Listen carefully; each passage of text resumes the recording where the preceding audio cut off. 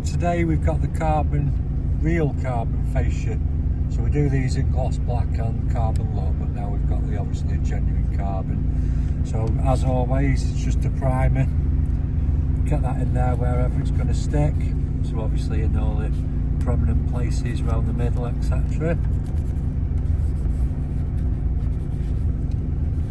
There we go, around that edge. And then while you're doing the tedious job of peeling all of this, you can obviously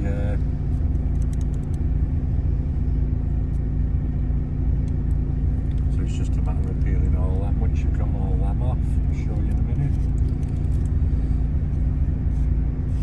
So you're just going to get it. What you've got to do on these, you've got to tuck it right up high up there.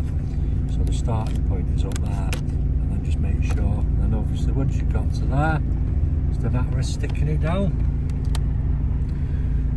So you can get these on our website, www.KillAllChrome.com. Keep liking, subscribing, sharing, etc. Until the next time.